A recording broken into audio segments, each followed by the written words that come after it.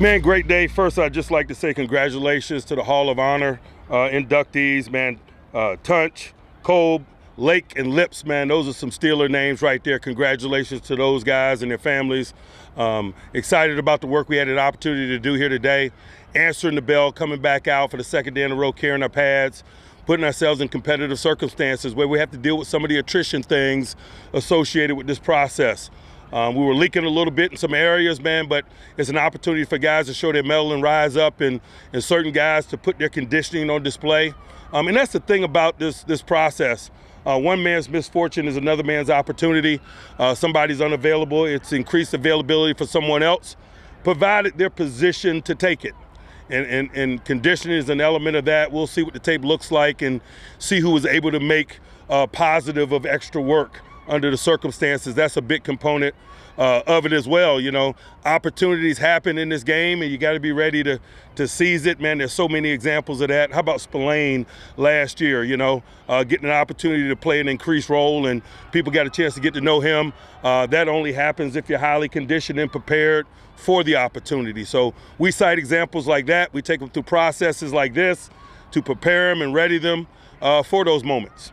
Questions? Mike, the much anticipated backs-on-backers run game. I assume you orchestrated 56 against 88. What did you see there? What were you looking for? You know, 56 is a guy that has big-time urgency in his play. His motor runs hot, and we're just trying to develop that in pad. And so you partner those guys together to create that.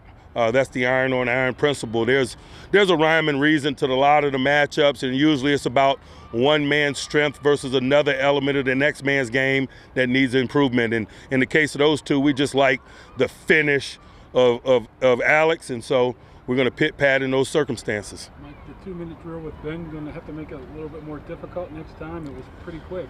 No, we work on the short field sometimes because usually that puts you in a position where you got to choose from a large number of plays down in here in the high red. And so we wanted to definitively get in the high red some and make some decisions. And so from time to time, we're going to put them on the short field, but the time on the clock is corresponding. We shortened the field. We had them under a minute. They did their thing. When you hit a chunk that early in the game, man, it's going to give you a leg up. And so that's why it appeared that way. The inside run or team run drill, whatever you want to call it, were you more upset that there were some negative plays, or more impressed that Najee kind of made one himself? I don't know that I was upset at all, to be honest with you. It's just ebb and flow associated with play this time of year. Gentry looked like he had an appetite for one-on-one. He did, but boy, we're going to put him in more circumstances. You know, the tight end position is a unique one because of the challenges that they face week in and week out in the NFL.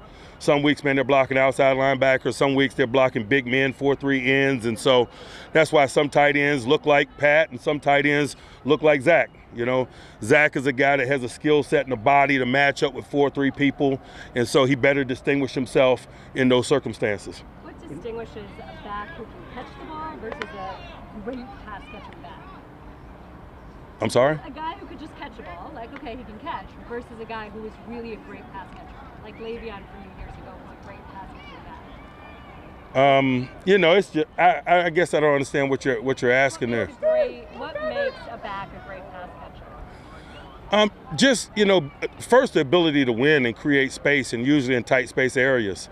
Oftentimes, you know, like right now in the process, man, we're really working on them finding escape lanes and leaking out through the rush. You know, catching the ball is one thing.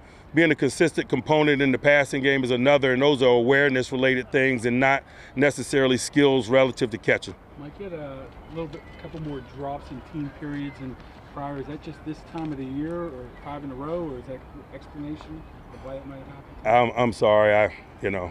There was one flopped up in the air for an interception.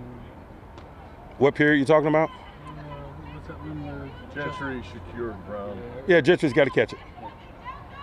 Two more? When you put them in pads back-to-back days, is there any certain group you're looking at, and what kind of get the response you? You know, I'm really just kind of looking at all of them, you know, just the attrition associated with this process kind of, you know, elevates my attention in all the groups, because usually it's guys that are getting an opportunity to elevate, guys getting an opportunity to run with the ones, guys getting an opportunity to run with the twos who may have not had an opportunity to do so, so it's exciting from that standpoint. Final one. We've seen a lot of Melvin Ingram.